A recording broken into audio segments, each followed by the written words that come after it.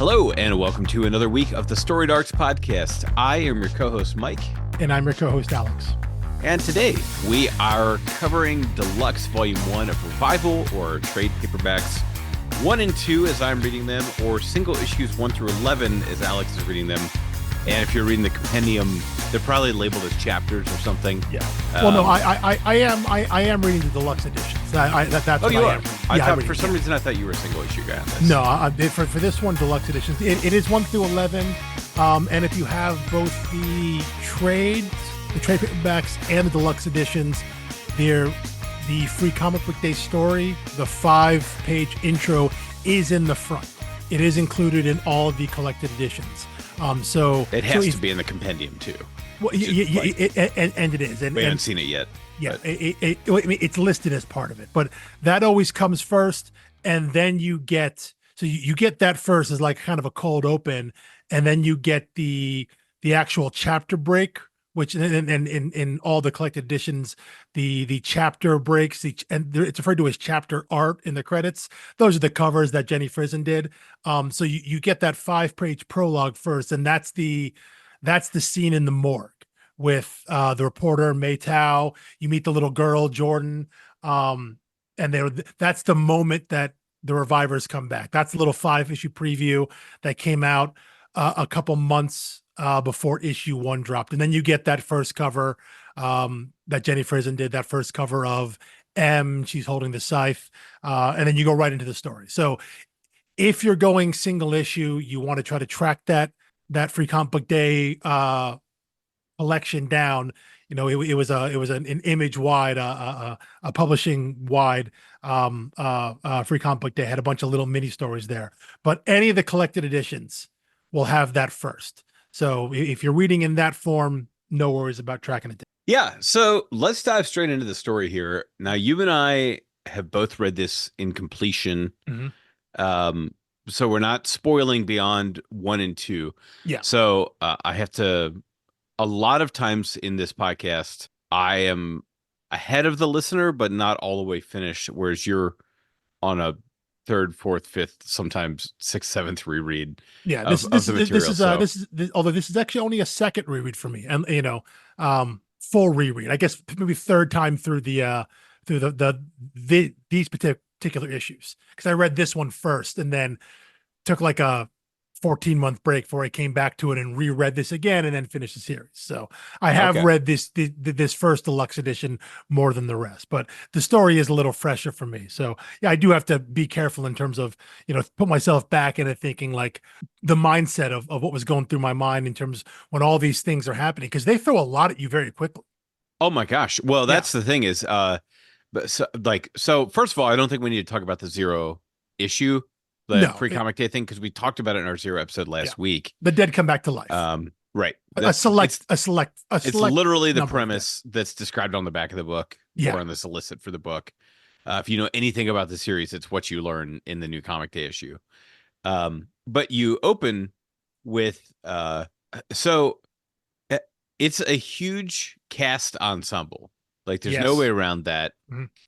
However, I do think we have what I would consider to be a main character, even though it is an ensemble. Oh, definitely. You agree with that? It's Dana's story. Yes. Okay. Yeah, everything happens for the most part, through Dana's eyes. We leave her perspective plenty. Obviously, it's not that kind of story, but she's involved in all of it, whether she's involved directly or tangentially. She has ties to all of it, and without question, Dana Cypress is our main character, and you can almost. Although, if you look at the covers and you look at the opening words of the book, it is handwritten poems by M. Full name is Martha, right? Martha, yes, but the correct answer to that was, why did you say that name? But I also accept, yes, her name is Martha. We're not going to acknowledge that. But you are right, though. Most of the covers are M, but that's because, as you find out at the end of the first issue, she's a reviver. She's been keeping that secret, but she's one of the ones that came back, which was a shock to Dana and pretty much everyone, because no one knew that she had died. But she's the more interesting visual character, because she has the icon. She has the iconography in terms of she puts on the hoodie, which I guess we find out is Dana's old hoodie. It's got the wings on the back. Right. It's got the halo. When the hood is up, it has the halo around the back of the head. And then she puts the red stitches, the red sewing on it, the red stitches on it. Which I gotta say, before I even read this book, when I just knew what the book was, huge hit with cosplayers at cons. Because it's really simple. Oh yeah. Find some jeans, maybe a little dirtied up. Doesn't matter what you're wearing, just like a t-shirt or a sweatshirt, whatever underneath, and you can you find this hoodie with the kind of a dark gray hoodie with the angel wings. You put the halo, the red stitches on it, and boom, just like that, you're M. Cypress. And so, but before I even haven't read the story, I recognized the cosplay because I recognized the iconography of the hoodie. So yes, without question, she is far more featured on the covers because again, she's more visually interesting because of what she's wearing. But but this family is the center of I was going to say she's 1B in terms of character. She's still a main character, but I still would not put her at the level of Dana. Dana is still the main character. I agree.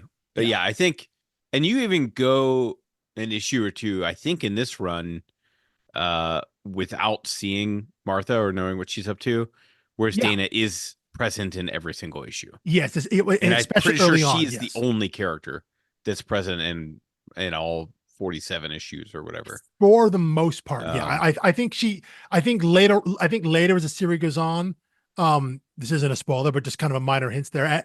As the story goes on, we do get we get some shifts in perspective as the world widens, as the story widens. But to start off with, Dana she's our point of view. We are effectively learning things that she knows, and there are very, very few moments in the story that we, the reader, know something that she doesn't.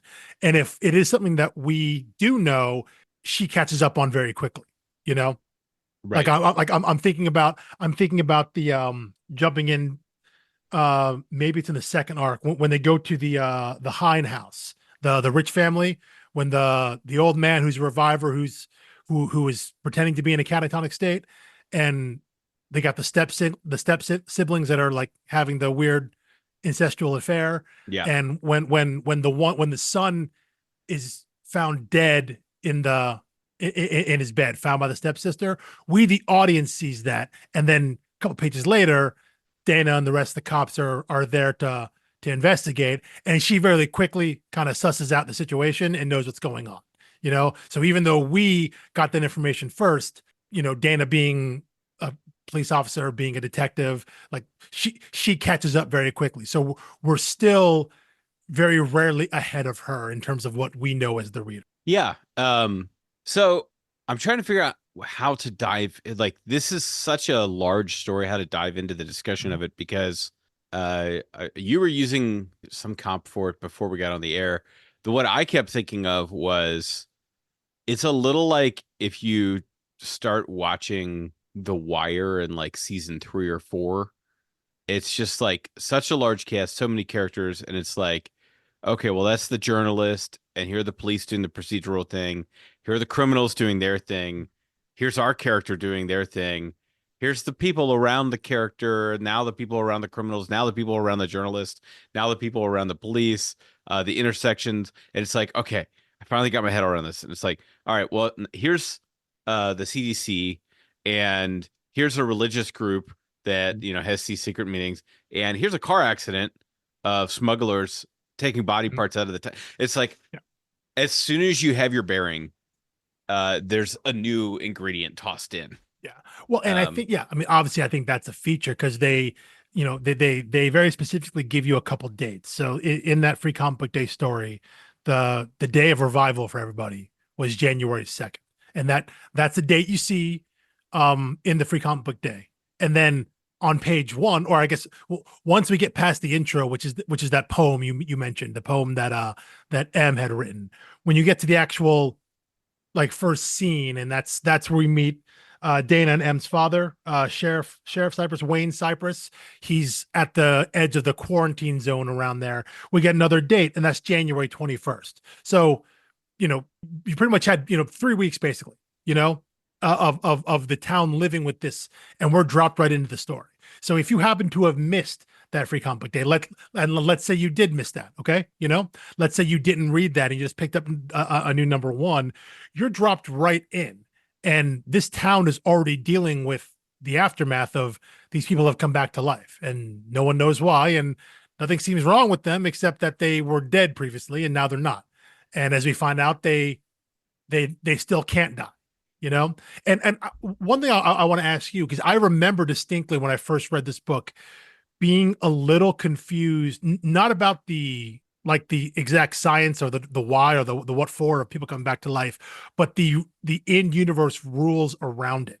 And it took me a little while to get my head around the fact that it's only people that had died very recently from the moment they come back. No, the graveyard did not turn where everyone who'd ever died there. And anyone who dies after still dies. So the only people that were affected were the ones who died on or very close to that January 2nd date. Everyone was kind of January 1st and 2nd. It's given that 23 people in a small town died on like a 48-hour window. It does seem like a lot, but they weren't all natural deaths. Exactly. They're murders, they're deaths, old age, whatever it is. But yeah, I remember having a bit of a trouble clocking that, because very quickly, in that first issue, when Dana, after she picks up M on the bridge, she goes to she goes out to someone's farm. They're having like a little bit of dispute there, and the woman there, her mother has come back. She's a reviver, but that woman ends up dying. She ends up getting killed, and that's the moment when the old woman, the reviver, she's the one that attacks M with the scythe, and that's when we find out that M's a reviver. But that woman dies, So it was obviously they're meant to show you what the rules are for their universe. But I remember having a problem like this. Eventually, because an issue or so later, we see that woman's funeral, and her mother, the reviver, shows up again, and that's when she self-immolates and burns the plates down, and all that. And she still can't die, but it was like trying to figure out what those rules were. So I don't know if you had an issue with that initially of trying to figure out what the rules were, but I mean, I kind of had an issue with a lot of things. Like there were, and this is not about in any way like the quality of writing or storytelling or anything. I just found this to be a relatively high bar for entry, in terms of like you got to figure out the mechanic, the kind of the plot thing that's going on. You're dropped into the middle of the plot. Like they do not hold your hand. Like you're just dropped into a police procedural, and there's family drama, and there's supernatural. In that first issue, we see the glowing. Yeah. I think demon spirit thing, we don't know what that is yet, but they dropped that in the first issue right away. So not only are people coming back to life, but here we got these weird glowing spirit things that are out there. So there's some supernatural aspect to it outside of the fact that I guess that people have come back to life. That whole part of it. But there's like a physical, tangible, other supernatural thing. You're right. They expect a lot from the audience. From the reader. It seems to me that they were wanting the readers to be a little confused. Would you agree with that? They want the reader to feel like they're trying to catch up. Yeah, I think it's not as much like I don't think it's a deliberate thing of like we're gonna make the readers feel dumb. So but not being dumb, but I think it's just one of those when you are filled with purpose and you have a story to tell. You're not going to slow down for the lowest common denominator. You're going to say, get on board. Like I will get you there. Yeah. And I think they do. Like, I mean, I think there's a lot of trust there. Well, there's an implied trust. They're saying, I think what you said was great. They very deliberately aren't holding the reader's hand. They're not going to guide you through this. They drop you in. They're not being opaque on purpose. Yeah. But they're also like, I suspect if we ever got to talk to Tim Seeley about this book in particular, I suspect someone in the editing room at Image said like, what if you made like a little bit more of an on-ramp for this? What if we just slowed down the pace a little bit or descrambled things or just followed one story at a time? And you switched perspectives from issue to issue. And, Seeley, I think at that point even was a confident enough writer to say, I know what I'm doing. Like I've got this mapped out. I know where I'm going. That's definitely a different book if they did that. Like, here's the Dana issue, and then issue 2 we cut and it's M, and then issue 3 is maybe it's I mean, I Dr. think Ramin, you could Ibrahim, still get there in terms of where the book does. Oh yeah, but I'm saying Um, it's a completely different narrative if you're following one person and now you're seeing, and instead of following the story, you're getting different perspectives. It's a totally different type of experience. right. But And at the end yeah, of each 6 issues, the 6 different stories you read yes, all everything converge. comes. Yeah, yeah, yeah, Yeah. yeah, yeah. Um, That can get a little gimmicky though, I think. So it's probably good they didn't do that. Having read the whole series, and though, all honestly, I don't think you need to get all the way to the end of the series. I think really when you get to the end of those first 6 issues, what the first trade is, which is halfway point for the deluxe edition that we're talking about, I think you get a sense of how they're weaving things together. I think once you get your head around the idea that it is fundamentally it's a police procedural.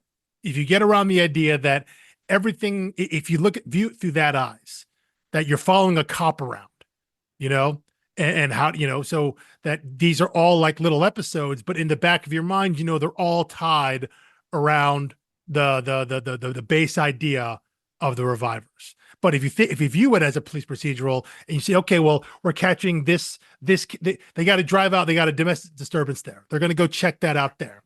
And it's going to have something probably to do with the revivers, but you don't know what it is yet. And then we're going to go check this out. But still, and then this I mean, there is a lot of that. It's a lot of like, get in the car, this is happening. Exactly. Yeah. But if your mind is set to that, you can just accept, okay, I'm only going to get a tidbit here. I'm only going to get the first part of this, and then being a police procedural, that this is an investigation, right? It's ongoing. Matters continue. Things aren't wrapped up in one visit, in one turn. So I think if you have your mind set that way, it can help kind of ease you into the story that way. But I think by the time you get by the end of this volume, I think you see how things are coming together. You see some of even those early disparate parts, right? Like you mentioned the when there's the car accident at the edge of the quarantine zone, and the truck breaks open, and you see all the trafficking of human parts. They don't wrap that up, but they explain where that stuff comes from. That ends then you meet the guys who are doing it, and you figure out what they're doing before they're shown. Exactly. And I think it's like a Stephen King level, the way he twists into things. It's like, show you something horrifying, then kind of back away and show you something else, and then you realize like, oh, these are the same thing. Well, and they seed that, right? Because that's those are the Czech brothers, yes. Check brothers. I don't remember what their names are. They're actually not that important, but we know that they are renting a room from Derek, who is Dana's ex-boyfriend and the father of her son.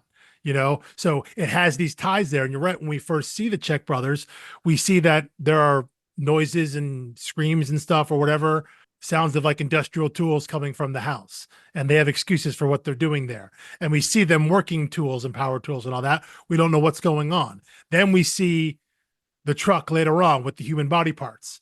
And then when we cut back and we see that, these are the same thing. And it's tied to Derek, and it's tied to Cooper, their son, which means it's tied to Dana. Again, everything goes back somehow to Dana. And then also, at least in this case, it comes down to M. You tie an M there because she's the one that ultimately takes them down. Like, she's the one that kills them because she herself can't be killed. And also kind of tied in that we get that reporter, Maytal.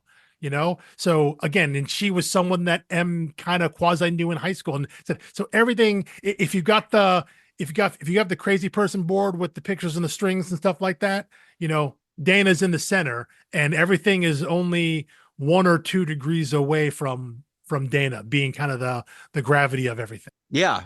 So let me ask you a question. I was looking at the Goodreads on this as I was logging my reading. First of all, our friend of the podcast, Sarah Gailey, gave this 5 stars for volume 1, which I think I agree with.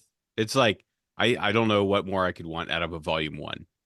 Yeah, I mean, this is I think that there's part of me that's like, it'd be like a 4.5 because it is the first one. You don't know where it's going. But I do think it's very strong. So I've got no problem. I have no problem with them being like, yeah, it's 5 stars. I'm fine with that.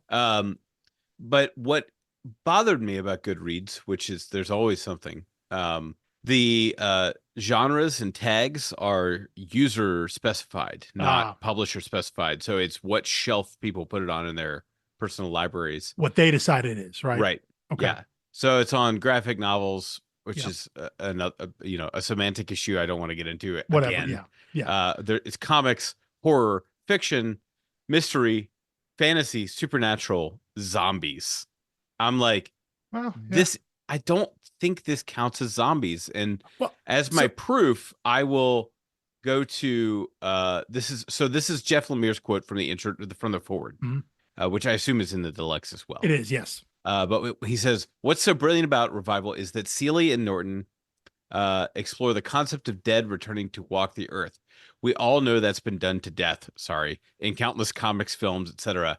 No, what's brilliant about Seeley's approach is that these loved ones return not as flesh-eating zombies or mummified movie ghouls, but rather as we remember them.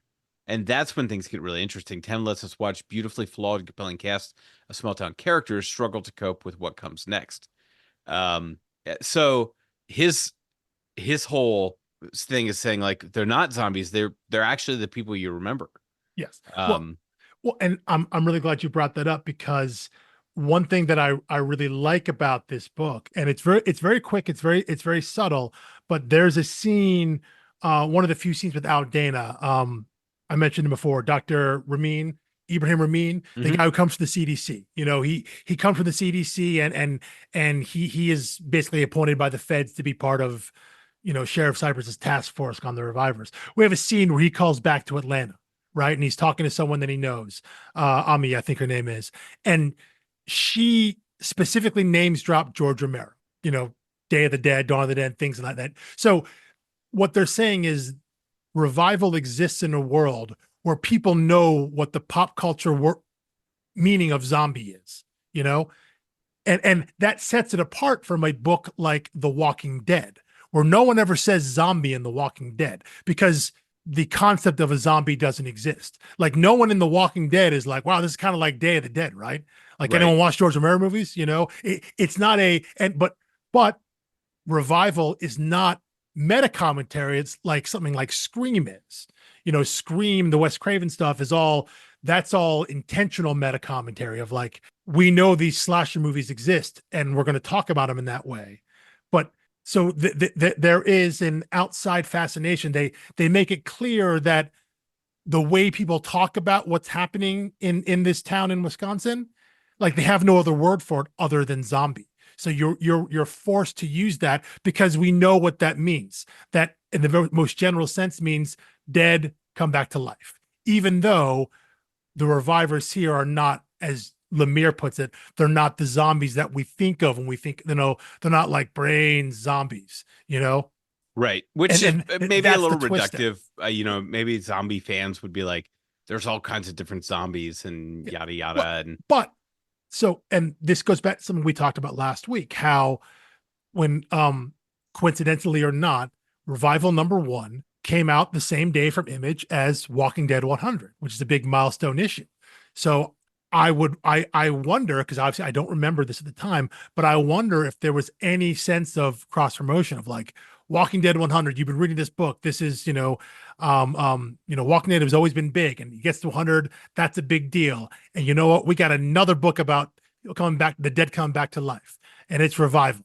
And I wonder if someone who's into The Walking Dead and into zombies picks this book up and is probably like, wait, what?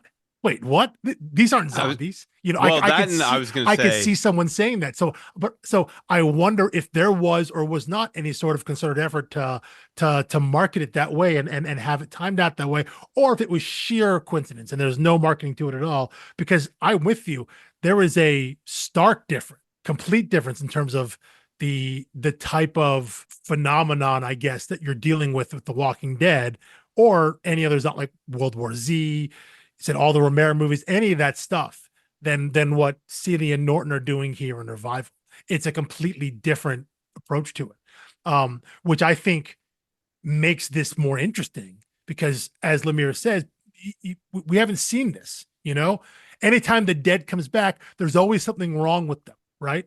well, right. Although there is something wrong with them here as well, Yes, but that is true. But I guess, like, even we talk about, in other mainstream comments, like specifically over in DC, the idea behind the Lazarus pit.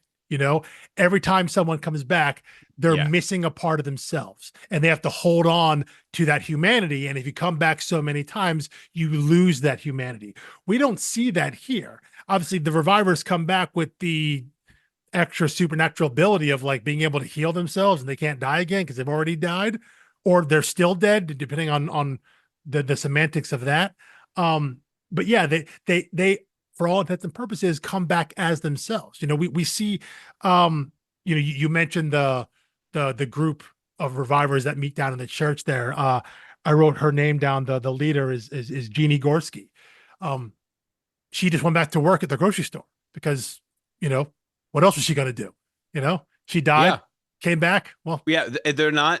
I think the funny thing is, I think a lot of people think what would happen. Like if you pitch this premise to someone, people would think it would almost turn into like an 8 billion genies thing, where it's like, well, if you were a reviver and you knew you couldn't get hurt or die, you're basically Wolverine or something. It's yeah, like, yeah, what would you do?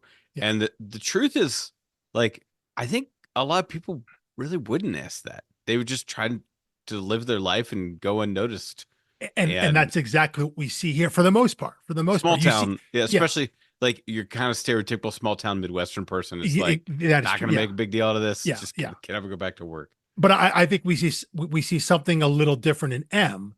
Um, but I think that's probably driven. I think it's meant to be driven by the fact that she was murdered and she doesn't remember who. She doesn't know how or why. I mean, So M so is borderline a superhero. I mean, yes, jumping from a moving motorcycle onto another one, yeah. like using Snowmobile. snowmobile, right? Yes, yeah. Kind of the willingness to do the reckless Mhm. abandon. And I was Yeah, also, we saw that when she fought the Czechs to save Cooper, when she killed the three brothers there. Yeah, you're right. Her whole thing was she basically went Wolverine berserker mode on them. yeah. Well, and the interesting thing here is that you learn a little bit more about these revivers every single time because once someone thinks they've killed her Mhm. and she gets back up, there is a darkness to her. She's not quite Yeah, herself. in She that looks moment. possessed. Right. Yeah. No, she works her way back. Mhm. But there's also like I'm also clocking like what's her healing factor? Like how quick is this? Mhm. Shout out to Deadpool Wolverine. How fast do you regenerate? Yeah. And Well, then Nice Pool says regenerate. I think what is interesting about that though is we see her heal obviously, but yet she still has scars. Yes, that's the next thing I was going to say. So It's like, okay, so it's not quite Deadpool Wolverine. You have the yeah, scars. yeah, you're healed, but there's a physical reminder, and I think that's clearly intentional. You know, Well, it's definitely intentional. And like the organ donor, Tommy Torso, Mhm. he's in the pit, cannot die Yeah, until, he does. But yeah, in theory, could go on living forever without any of his essential organs. yes, Because, you know, it's like, and I think her seeing that is when she has to realize like whatever this is, that seems more like the properties of a curse than a yes, yeah, gift, right? yeah, It's yeah. like seeing him down there incapable of dying. She holds the gun up, kind of wishing she could put him out of his misery, Mhm. and But then she knows she realizes like, can't. right, Yeah. there's nothing I can do for him. I So think that has to haunt you and make you think like, mm, oh, that could be me. I'm not immortal. And in fact, when she gets really mad and pulls the trigger on the guy, he's starting to threaten her close ones, her family, her nephew. Yeah. And that's when you just pow. It's like Yeah. he doesn't even finish the word sister. And Yeah. she's like learning kind of what superheroes learn. Like, Yeah. just because I'm invincible doesn't mean, just because I physically can't die doesn't mean I horrible can't. things can't happen to me. Doesn't mean I can't get hurt. Absolutely. Yeah, Right. yeah, yeah. So since you brought that up there, might as well jump to that. That's kind of later in my notes because that happens at the end of Yeah, it's the end of this volume volume 2. here. But we already mentioned this idea of these whatever these spirits, these demons, the glowy things that are in the woods. Again, that introduced to in the first issue. Cooper is the first person to see them. Cooper is Dana's son. These our first character to encounter them. What are your thoughts on that? Because I think we see them in kind of two major things. We see one of them kind of possess M, and she has these flashes of someone else's, and that's around the story of the ring, which another character we haven't really talked about, which is Abel, Blaine Abel. He's the Oh my Exorcist gosh, guy. yeah. He's like the John Constantine of this universe here. But that's a story involving her, M, Maytal, the reporter, Blaine. That's the scene after where you talked about it with when M jumps from snowmobile to snowmobile To be clear, to stop Blaine. I'm not knocking that. I just thought it felt very close to being like, if this were a big 2 book, that would be the first night of vigilantism and it would escalate from there. Yeah, but instead it was like, it was kind of a one-off. M is not trying to be a superhero, but but you are right. You see her kind of kick into that mindset when she's in a situation when she understands that I can do things that someone else can't. I got to stop this guy, and I can do things that no one else around here can. I got to stop these 3 guys from torturing Tommy the Torso, even if he signed up for it. I got to stop these guys because they're going to hurt my nephew. So in that moment, she kind of superheroes up, but that isn't like really her desire. But anyway, what I was saying here is that we saw the demon kind of go possess M. She sees these memories about this ring, and then it leaves her. And then we see presumably a different one, in that scene when Tommy is lying in the grave, the shallow grave there, M has the gun pointed at him, knows that shooting him won't do anything. And then we see that spirit thing enter Tommy, and then Tommy burns up and actually dies. So right. What were your thoughts at that moment of like what these things are, what these beings are?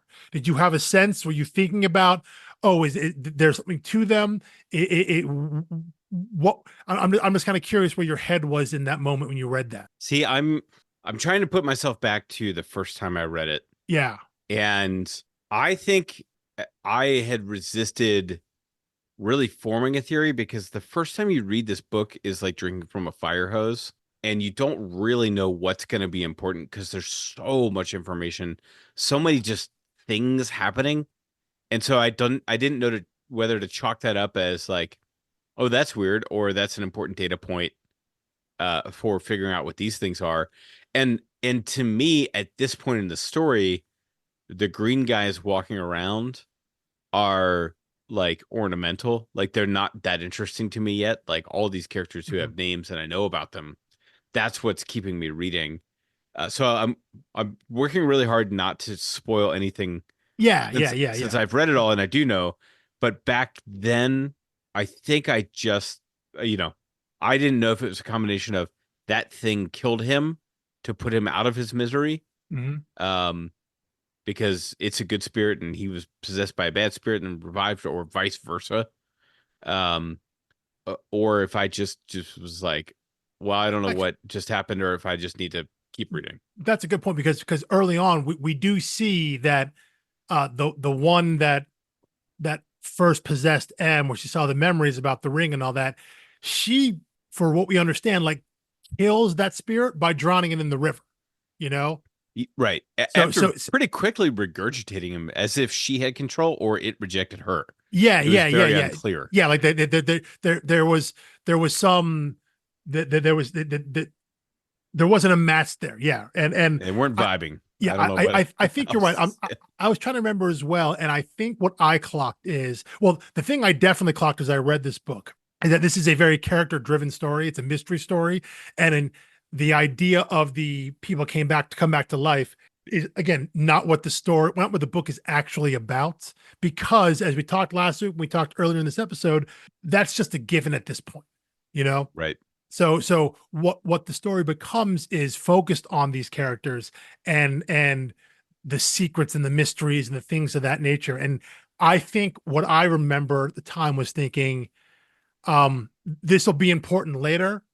I don't really care right now. I do remember thinking like, okay, I don't really care what these things are right now, because obviously this is something they're seeding so they can look clever in however many issues they get to the end. Of course, I guess by the time I read the book, I already knew the series was over at 47. So I figured I don't got to worry about this now, because I'm confident they will get to it later.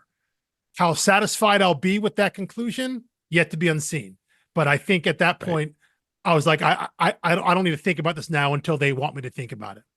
But I do wonder what it would have been like if I had been reading this monthly as it came out initially. You know, what my mindset would have been if you end with that and you're like, whoa, what was that? Is that going to be important? You know, like, are we going to, is that what the next arc's going to be about? We're going to get to that right away. Well, I'm just going to settle a debate that literally no one's having, which is that you are the better comic reader. You're better for the industry and in every other way, because what I was telling you before we recorded was, if I was reading this in single issue with this massive cast and everything going on, yeah, at the end of the 6th issue, I think I would have been like, all right, I'll catch the rest of the trade. I can't hold on to all this information 1 month at a time just to get one small piece at a time. And then when I found out, it was 47 issues at the end, I would have felt justified for making that switch. Whereas you would have been monthly the whole time, and then you might have picked it up in digital trades as well or something. It is very hard. We've talked about this before. It's very hard for me to jump off a book if I'm on it monthly. Even if it's sprawling, if it's confusing, if I'm in a series that's going and I was there from the start, it's very hard for me to like, oh, I'm going to stop now and wait 7 months and catch up the story in one big. I can't do that. It's very, very hard for me to do. I'm not wired that way. So, but I can see how, even for someone like me, there might have been some frustration, because you are right. The story is sprawling. You get tons of characters, and part of it is you don't know who is going to be important. Because I mean, there's a hint that oh my gosh, since you got them written down, because I was like, well, I don't need to write him down. The CDC guy. Oh yeah, Ibrahim. Yeah. Ibrahim. It almost seems like he's going to get pulled off the job. Yeah. And you're like, oh, maybe he was just kind of an introductory character to get things going. Yeah. Same with the journalists, right? Yeah, she gives up the picture of the phone, Mm-hmm. and it seems like she's about to get, fired or let go. They're basically like, all right, just don't come in for a while. We're done. Can't talk to you for a while. And I was like, oh, I guess she was just to give us information, and now she's going to be gone. And then it's kind of like, or is she? She may be hanging around for 47 issues. Yeah, and so as we were talking, like I went through and wrote down who I think the characters that were introduced here. That not all of them are main characters. Some of them are obviously supporting, but just because you're supporting, like I think Mei Tao is very much a supporting character, but she's clearly important, because obviously she's involved with the whole thing with Blaine Abel and the Ring and M and all that. I had 17 total characters. A lot of them we've mentioned: Dana, M, Wayne, their father, the sheriff, Cooper, Dana's son.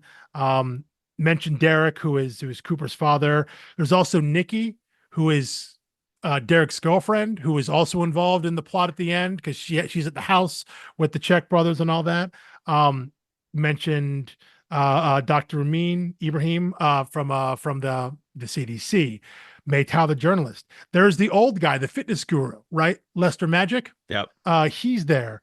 Aaron Weimer, who is the professor that Dana, right at the end, I think it's the end of issue 6, end of the first arc, where Dana kind of susses out that M was having an affair with her professor, and that's Aaron Weimer. He only has a couple appearances there, but clearly he's. For the record, I had no idea how she figured that out. Obviously, I already knew from the conversation, but I don't know how Dana sussed it out. And I was like, I don't know if they're showing us or.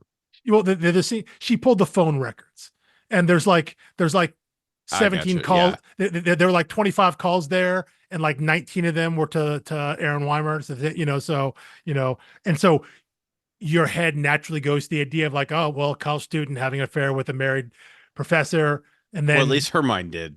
Well, yeah, but tells you something about Dana too. Yeah, but then you go around like, well, and then M ends up mysteriously murdered, and only back to life because of what happened with the revivers. You start putting two and two together, and it's there for Dana. It's very clear and obvious what could have happened there. But again, don't know if he's going to be important or not. We have the mayor, Mayor Ken Dillish. We found out is an old friend of Sheriff Cypress. That sound like they used to be partners, so he's former law enforcement. We have the old, for lack of a better term, I'll call him the old white nationalist, Edmund Holt, the guy who's the most stereotypical small town backwoods backwater white dude. Yeah, there's a term for it these days. I think the term in 2012 probably would have been Tea Partier. Yeah. It's like the term now is mainstream conservative.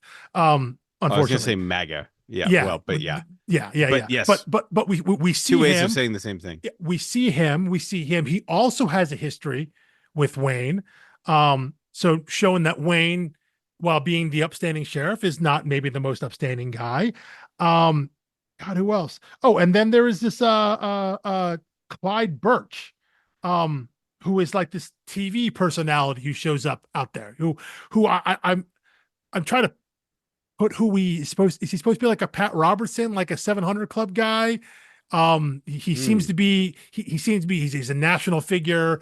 He's the one out there outside the quarantine zone, being like, you got to let people in, or either let people in or let people out, whatever it is. Like he's preaching the religious side of this, and so you have the town dealing with that too. And he's got the religious armor on, but he's clearly preaching a political message. Yeah, totally fair. That's fine. Yeah. I'm talking about on the surface there. What he's presenting. Yeah, the cops are like this religious guy. Yeah. But he's clearly, using it. It's like the fact that he jumps from saying like, the rapture, something happened, and these people aren't letting us in to experience it. Therefore, they are socialists.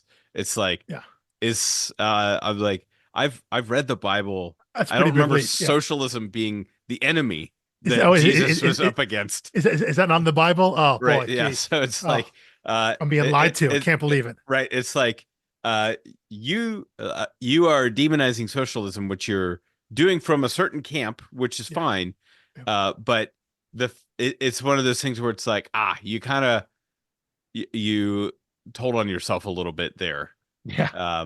When you start throwing around that as a dirty word in opposition to, to your position. But I think though he does represent him, and so does the Edmund Holt character, represents, kind of in very, very broad strokes though, but the idea of like, when you start, I think when you start pitching and thinking about the story, you think about how would the world react? How would people in this country react if something like this happened? And, and half what they're reacting to is quarantine, and we do know how people would react to quarantine. We have the advantage of knowing, like, Americans, especially small town Americans, would go absolutely nuts. And we know that now. Didn't know that for certain back in 2012 when this came out. Yeah, it was a very educated guess. Yeah, and it's honestly probably not that hard to get to. If you would ask him back then, like, this is what's going to happen and how the country react, my answer probably would have been badly. But there's another part to this too, another kind of political part when dealing with the first time we see Mayor Dillish, is that the feds are in town, right? And what do they want? They want to quarantine the revivers further. They want to basically put them in internment camp, and they say for their safety, for our safety, so we can study them, research them, blah blah blah, all the same stuff that everyone says, but like that's what they're saying, and kind of the it's almost like what they're saying is, hey, if you do this, if you put them all here, then the town is now free to go back and live their life, so it's like trading, hey, you got to do what's best for the town. It's almost like, hey, these people aren't people anymore, and so there's that other level of what this kind of political struggle is, whether you want to call it allegory or commentary, whatever it is, by using the revivers in this case as otherness, whether you want to call it, Well, and okay, so I'm glad you brought that up, because I loved the panel where, my goodness gracious, the CDC guy, it's his first shift driving with Dana. Mm-hmm. And she said, do you think that all revivers could be dangerous? And he says, I don't know. I'm not a big fan of generalization. I spent the last 11 years putting up assumptions that people are nice. Sweet parents are secretly plotting the downfall of this country just because of religion. And then he says, the thing is, religions all say the same thing. Only those with the purest souls will be resurrected. And so he's like, yeah, let's not get like too attributey to anything here. Like, let's hold out. And ironically, he is obviously referring to 9/11, which obvious to you and I that a book in 2012, someone referring 11 years ago, I think a Gen Z reader might have to do a little more math on that. Yeah. Just to be like, because just living in the shadow of it. And we are recording this episode on 9/11. We are actually, aren't we? Which I didn't process. So, which is funny because we decided to go out of our way to make sure we did Ex Machina so that it wasn't coming out on 9/11, since 9/11 is such a crucial part of that plot. Yeah. And now here we are with a 9/11 reference on the book that we're recording on 9/11, but it's not coming out on 9/11, so it's fine. It is, but again, though, it's obviously intentional that Dr. Amin is Muslim, so right. so in this book where, again, we're talking about, we're dealing in a lot of small town Midwestern stereotypes here, right? But again, we should go back and mention that the creative team of Seeley and Norton, everyone involved here, like, they're all Midwest people here. So it's, I'm sure you could say, I'm sure both Norton and Seeley would say, like, these characters aren't based on anybody, but we know all of these characters, like, we know these people. And I think, you and I, both living in and growing up in the Midwest, can say something similar, so this idea of setting it in a small town, rural noir, farm noir is what it's described as, and then creating an other sect, right, in the revivers, and then bringing in someone from the outside who is also an other in a different way, someone, so it might be a little hat on hatty in terms of, like, doubling down on the metaphor there, but clearly that's what they're trying to do. And we see that, right, when Ibrahim gets sent to talk to Edmund Holt, right, and gets his foot caught in a bear trap, because that's what someone like Holt does. And we see, we see the worst of Edmund Holt, which is him just being himself, as he addresses this outsider, this foreigner, and who represents everything that Edmund Holt hates, in the wake of 9/11, specifically of 9/11. So yeah, the idea of dealing with otherness through the idea of the revivers, and then also simply with the way we treat otherness in our world as is. It also probably matters some that the Mei Tao character, the reporter, she is she's Hmong, so there's an Asian population that I think actually does exist in the Wisconsin area. So, like, some of these things are very true to life. Like, all the towns exist. And well, if you look at written by Midwesterners, I mean, they know. If you look at a map of Wisconsin, you see where all the towns are, because Dana technically doesn't live in the town proper. She's a police officer in kind of an adjacent town, but it's still within the quarantine zone. So if you were to like look at a map of Wisconsin and look where the towns are, like everything makes geographic sense in terms of how long it takes to get from place to place and where people drive to and where the quote unquote rich people live and things like that. So there's a lot of fidelity to reality in that sense there. So yeah, they're using the revivers here in a way, so maybe not trying to bludgeon you over the head with it, but they are trying to represent otherness. They are trying to represent difference and how that group is treated differently and viewed differently. Even though they're the same people they're just undead now, like nothing's changed about them except having died and come back, which I guess is a pretty big change. But what their argument is, they're still the same people. They're still fundamentally the same people. They're doing the same things, have the same wants, have the same desires, things of that nature. So yeah, I don't think they're trying to, again, as I said, they're not trying to hammer it home. They're not trying to make it super, super obvious, but it's clear that's part of the messaging that they're trying to bring across. Otherwise, they wouldn't have the characters that are espousing the kind of extreme religious views or the extreme political views. They're putting characters in so those extreme opinions can have mouthpieces. I think you do that so you can spark conversation with the other characters that the readers you hope are having conversations of as well. You give the worst people the loud mouthpiece to say the things that someone would say, but you're not saying you agree with it, but you have someone say it so you can spark the idea in conversation. Perhaps you even overstep it a little bit so that even someone who maybe agrees with the base idea is like, ooh, that didn't sound right. And then they have to look in a mirror a little bit and be like, oh, maybe I'm harboring some of those things. That is true. Maybe take it. I did love more obvious, right? Is it Lester's his name? The old guy. Who? The old racist guy. The workout. No, the workout guy. Oh, the workout guy. Yeah, that's Lester. Yeah, Lester. Magic. Yeah, Lester. I love how he found the most racist way to prove he's not racist, which was like, despite what you may think about me, I don't think you all look the same. I know who you are. Yeah. It was like, you could have seemed sharp and not an idiot. Yeah. By just saying like, oh, I'm actually not, I'm not a blind old man. I know who you are and what you're doing, but you found a way to tell on yourself while doing it, which is. Here's the thing though. As someone who's heard basically those exact same words said to him before. Now it's different for me because I stick out amongst even people that look like, but I've heard people say that before in terms of to espouse that exact same point, being like, I'm not like this. I can tell you apart. And I'm thinking like that.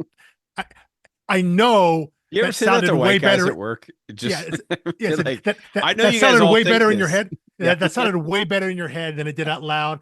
And I understand what I'm not going to roast you for it because I know what you're trying to say, but like that did not land the way you thought it was going to land, that you were certain in your head it was going to land. But no, I've heard that sentiment before. Well, people say that all the time.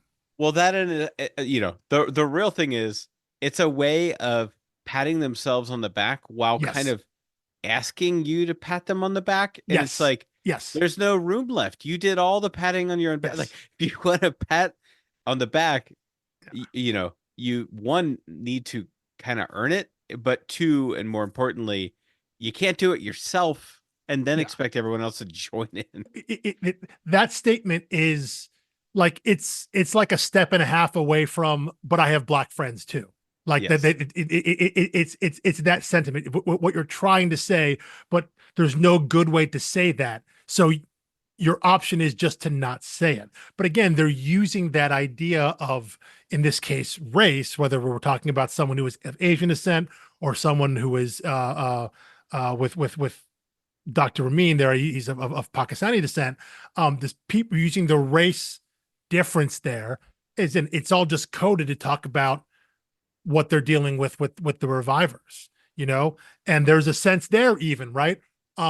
Jeannie Gorski, the leader of the religious group who works the deli or the bakery counter at the grocery store, whatever, when M comes in to buy some stuff at the grocery store, like it goes unsaid, but she knows just by looking at her. And she tells her, like, hey, come to the church tonight at like 10:30 or whatever. There's a meeting. Because she just knows, she can see, they can tell each other apart. Their community, they can see in each other when someone's a wouldn't you part think of it. eventually all the facial scars would start to give it away? Like, hey, Yeah, I you would don't think. remember Yeah, you having scars all over your face and body. When did you get those? Was it yesterday? How are they yeah, looking fully healed already? yeah, Like, yeah. there should be some things not adding up here. Well, and there is also a sense of too of like M really is the, as far as we know, the only like hidden reviver, you know, and that's only because they don't want to tell her father, you know. Well, so okay, so here's what I want to know. When they talk about how there are 23 of them, is that a perspective that the reader has, or the town and the CDC think there are 23 of them because they don't know about M? I I I think that's the known number. Because Okay, everyone so we know else, there's at least 24. yeah, because everyone else has, as far as we know, everyone else who's died has some sort of dependent who knows they died and came back. You know, Right. M does not, because M, as we find, has no memory of it. She, as far as she knows, she woke up in her bed, uh, and had a scar on the top of her head, where clearly she was hit with something like some like blunt force trauma, and then came back. So it wasn't like she was admitted to a hospital. She wasn't sent to the morgue or anything like that. No one came to claim her body or anything like that. It was her death happened, and only she knew it. Well, I guess only she and whoever killed her knew about it. So everyone else would have had gone through the process of like, this person died, my wife died, my sister died, my child died, my father died, whatever it was, my coworker died. Everyone else had that. So someone nature then coming back, everyone would know who they are, everyone except for M. And again, the reason they only haven't told anybody is because they're just trying to not tell M's father. They're not trying to tell Sheriff Cypress. So by doing that, they can't tell anybody. So only a few people know. I think Dana knows, May knows, and then eventually like Nikki, Derek, and Cooper know because of the fight that goes on at the end of this volume. So it's slowly expanding out. And then, yeah, I guess Jeannie Gorski knows because she just can tell, but she's the only one that's hiding per se. No one else is, again. So that is also one of the things that they're saying is not part of the story. It's not about these people trying to fool anybody. No one's trying to, except for M. No one's trying to fool anybody. No one's trying to pretend this didn't happen. They just want to go on living their life. Whatever that was before. Yeah. You know, under quarantine, and there's no indication to anyone in the town when this CDC quarantine will end, when No. the military state will be over. No. In fact, it seems to be escalating. Yeah, it does. And Yeah. So, because I mean, there was and the obvious concerns, right? Is this contagious? Could it spread? Things of that nature. Is it only happening here? Why is it only happening here? There are some legitimate questions if this were to happen. But you're right. It does seem like the longer the quarantine goes on, I guess that this makes sense, right? The longer the quarantine goes on, the less control the local government's going to have over it. The local police department, small town sheriffs in the Midwest. And so, yeah, the longer it goes on, the more and more the feds are going to want to get involved because they're going to want to find answers. They think they can find answers. But of course, if you read enough stories, you always know to question the motives of the feds, right? They just don't want answers. They want feds are always the bad guys. Yeah. Like, they're, even in cop movies, it's like, the feds are going to come in and screw this up. I guess you don't say the bad guys, but they always have ulterior motives. They always have more than what they want. They're always doing more than what they're saying. Johnson and Johnson from Die Hard, right? It's yeah. So there's this escalating pressure of, yeah, these people just want to get back to their lives. Everyone does, not just the revivers. Everyone, no one in, no one out, and then you have the feds coming in being like, listen, we gotta sequester these people even further and run tests and do all this stuff. So yeah, there's a lot of stuff boiling to a head in this small little town. All the while they're trying to, at least all the while, Dana's trying to figure out who killed her sister, which is a lot tougher because she's alive now. But yeah, you're trying to find out that answer and what that means. And because if no one's in or no one's out, that means the presumption is the killer's still in town, right? Yeah. Yeah. So.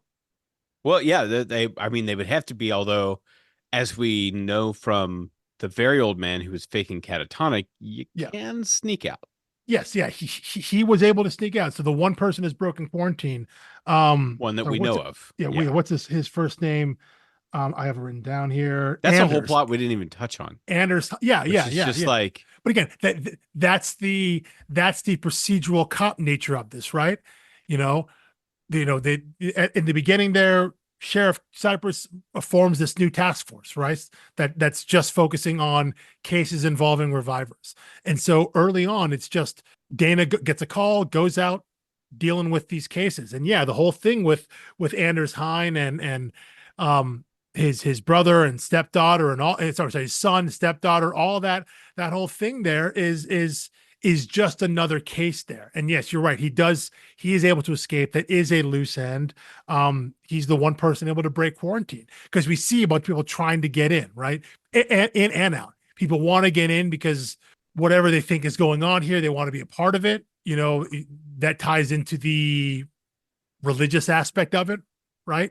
Right. People thinking that they can get a part of this, that it maybe it's not contagious, but they see it as some act of savior, an act of God or something like that. And then definitely if you're someone who lives there, who just wants to get the hell out because you've been stuck here for 3 weeks, you can't leave. And, every road out of town is blocked by the cops. They're blocked by your neighbors too. People who also probably are sick of town living there and also want to get out, but they can't. So again, this idea that pressure just keeps building from all sides and all angles, outside of the fact that you're dealing with this random supernatural event of people coming back to life, outside of all that, there's just so much building here. And yeah, they throw it all at you kind of all really quickly. And I think the sense that I get reading this is tension. It's all tension. It's all coiled up. Yes, because as soon as I am like, okay, I remember these characters, I remember what's going on here, I now understand the new information they've given me, and I flip the page and they're jumping to a different story. Yes. And it's like, you're not going to get an ounce of resolution here. No. Although I do think you get a little exhale at the end of each volume. You do. Like, yes. Yeah. Okay. A little bit of downtime. Yes. Downtime's the right word, because it's not a resolution in the story sense.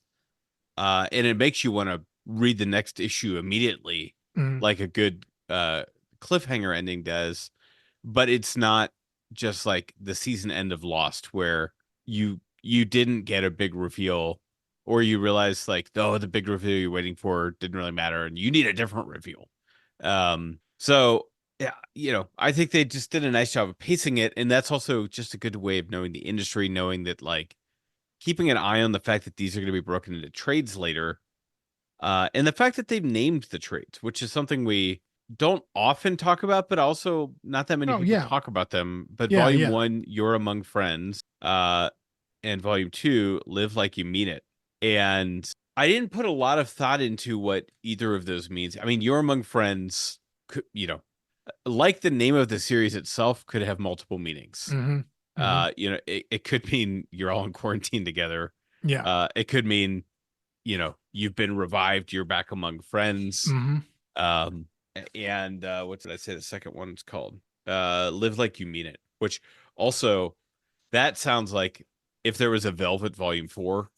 Remember the titles for Velvet, the James Bond coded-esque titles. Right, I was like, that one sounds slightly spy espionage. It makes sense though. Again, we're talking about, so what do we see there? That's you see the catatonic man getting up, doing what he wants to do. Yeah, we see M saving Cooper and Nikki from the Czech brothers. Again, the idea of but it also taps into the idea of anytime there's any story about resurrection or immortality or anything like that, is the idea of what is the meaning of life if you can't die.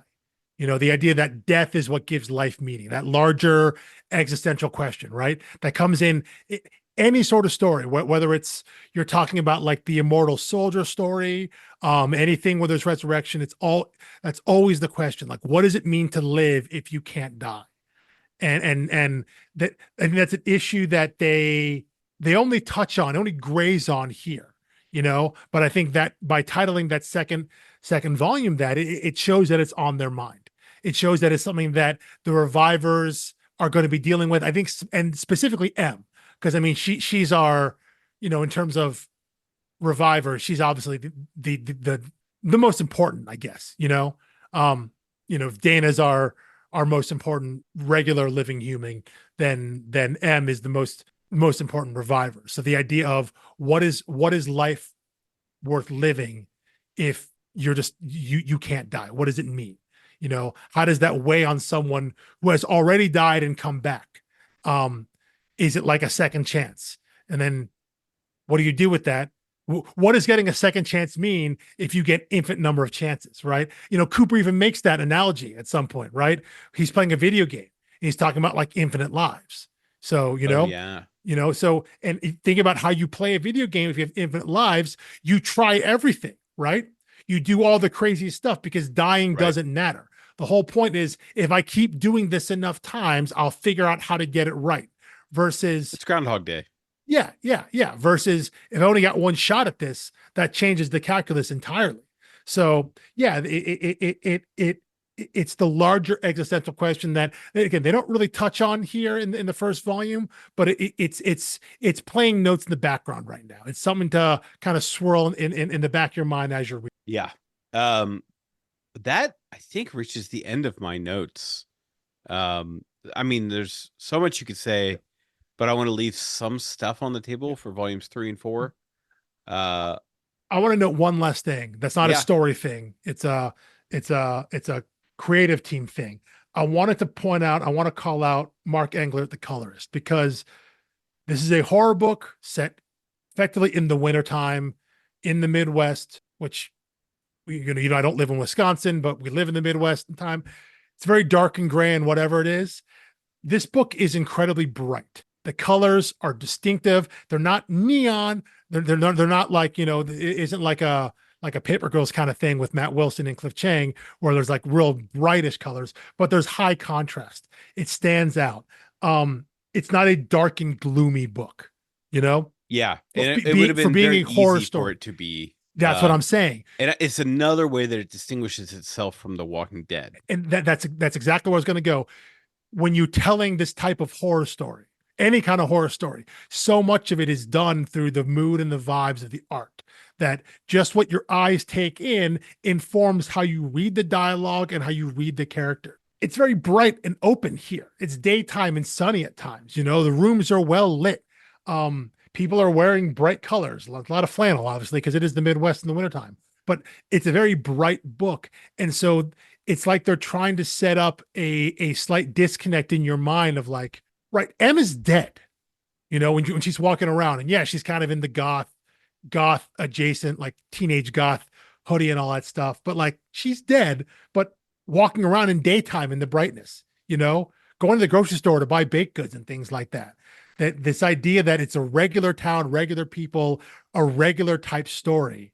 And so the art and the color, the presentation of the story belies kind of the underlying tone of it. And I think that's interesting. And I feel like that had to be an intentional choice because they were not telling the quote unquote average zombie story. Like you said, The Walking Dead.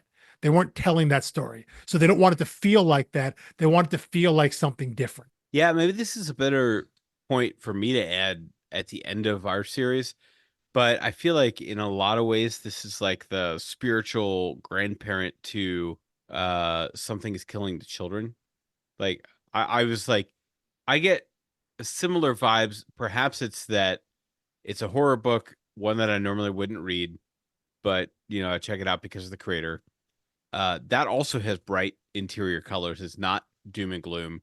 That also has Jenny Frison variant covers. It's set in the Midwest. It's Also set specifically in Wisconsin because James Tynion is from Wisconsin. So I would not say these books are alike, but I would say to someone, if you're reading Revival and you haven't read Something Is Killing Children, you'd probably like it. Yeah, I think spiritual success or spiritual connection is right there. Something Is Killing the Children is a bloodier book. It's a gorier book. It is more horror, like physical, visual horror there. Body horror, but yeah, right. But there are some connections there. I think part of the mood in Something Is Killing the Children is Word of Deladera's art is a little scratchier. It's a little more unfinished. It's a little more uneasy. Mike Norton has very clean character design, which is so crucial with that. It's very clean. It's not busy at all. I think he generally does faces and facial expressions very well. And so you have all this very open, very bright, very clean and clear artwork telling a story about something that's literally morbid, and supernatural. And so I think having that intentional disconnect, I think, is very interesting, and I like it, and it makes the book very readable. Because I mean, I think about I'm thinking of this because Jeff Lemire wrote the forward here to this first volume, but like the horror books that Jeff Lemire does with Andrea Sorrentino with his art it's super dark. It's colored very dark. It's shaded very dark. It's scratchy. His character design is very scratchy. It's meant to have a lot of shadow. You look at that book and you're meant to feel uneasy just by looking at it. You're like, oh, this is something evil is going on here, and that's the point. It's meant to set you on edge. I don't get that feeling from Revival. It seems like a place of a town and people you want to be around, because they just look like normal people. And again, I think that's entirely the point. These are just regular, average, normal people where this thing has happened to. And so no one is meant to look in any specific way that shows that there's something evil going on, that there's a darkness there. And in those moments where you do see it, you occasionally see it out of M. Again, I think it works with the way that Mike Norton draws faces and draws expressions. You see the anger and the rage. You see the darkness there, but it's only in those small moments. The rest of the time, the rest of the setting, everything just seems like a kind of nice, quiet, almost, idyllic Midwestern town. Yeah. I like that feeling. I said, I think it helps in my mind. It helps with rereadability that you can go through and you don't feel that tension in the art, because even the nighttime scenes, it's so easy to make the sky black, and he usually favors a blue. Yes. And I think it's just like the only time you get black is in a basement. And there's a good reason for that. Yeah. Especially when you think you're going to see, like, that it was such a great subversion when Lester leads the reporter down to his garage. Oh, yeah. But my God, like, you just saw like them like with a gun to the head inviting more people into the cabin where they're like slicing people apart. Yeah. So you think, oh, here comes more of that. Yeah. And he's showing her the crashed snowmobile. A wrecked snowmobile, yeah. Which was quick thinking on his part. And I only say that because one, I don't believe him, and you're not supposed to believe him. That look on his face as she's leaving was very clearly like, that's not what happened. Well, yeah, I think. And the fact that she bit it hook, line, and sinker, or did you're she? You're supposed to think that Lester is not telling you the full truth. You have no idea what his ultimate goal is, but I think you are absolutely meant to clock that he is shady in some way. That he, whether or not he knows more than he's letting on, he has something else happening beneath the surface. We see he's kind of weird and creepy and all that. So, but yeah, no, you're right there. There is that. I think that the use of color is when they deploy the darkness, it is very intentional. And even then it's not that dark. You go down to a basement, it's dark, but it's like lit by candlelight and you see what you need to see. They're not super reliant on jump scares and things of that nature that you see in horror book. They're not falling into those kind of tropes. It's a different kind of storytelling. It's a little more straightforward. Again, more like a police procedural that just happens to have a supernatural element to it. And I think that makes the book to me, that helps with going back to it, to reread it, to flip through it again, because it isn't reliant on those visual tactics as much as some other horror books are. Not saying it's a bad thing, because those horror books are intended to be that way. This one is, in my mind, intentionally trying to not do that. It's trying to be something different. Yeah. Yeah, I agree. I mean, I agree with all of that. I have one more comp written down, but I think I need to save it. Okay. All right. Good tease. Save it for what? Next week or end of the story? Like how far ahead? I don't remember when it gets revealed. Definitely by the end of the series. Okay. Okay. So potential tease for 1, 2, or 3 weeks in the future. Don't know yet. Stay tuned. But I mean, a really great comic, like big 2 comp. Okay. For the story, which we'll hold off on that. We'll discuss it off air and see if we can figure it out between the two of us. Yeah. Well, it may. You've read it. I was like, it may be a book you haven't read. And then I was like, no, you've read it. Who am I kidding? I haven't read every book. I've read a lot of books, but I haven't read every book. It's a DC hero written in this century. And I don't think, and I know it's a hero you read. So then there's like almost no chance. Like a 65% chance I've read it. Then fine. Okay. More than anyway, better than even odds. So yes. All right. Well, join us back here next week. Grab a copy of Deluxe Volume 2 or Trades 3 and 4. And I have the issues here. That is issues 12 through 23. So again, if you're reading in the compendium or you have the single issues, that's 12 through 23, plus the Chew Revival crossover number 1. Now it feels less essential if if you don't have it in single issue or whatever. Yeah, but if you're reading in the collected editions, it is included. It'll be shoved in there. Yeah. Yeah, I do believe it's included at the end of the either end of volume 4. It's included at the end of Deluxe volume 2. But publication wise, I looked this up. It came out in between issues 20 and 21. So it comes out. So if you were reading it in real time, you would have read issue 20, then the Chew Revival crossover, and then 21, 22, and 23 to finish out the arc. But I believe it's presented at the end because timeline-wise, it doesn't really matter. It's not critical in terms of like, oh, I have to read this when it came out published order-wise. So it's a good story. You should read it. There's one interesting thing about it that I definitely want to talk about when we get there. Something that crossover addresses that I don't think have been addressed in the actual book yet.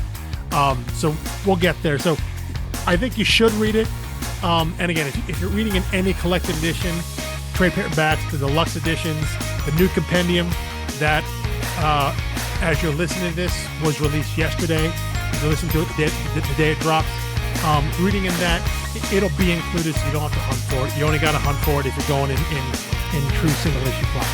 So, yeah, Deluxe Volume 2 for next week. All right, we'll see you then. Thanks for listening. Peace.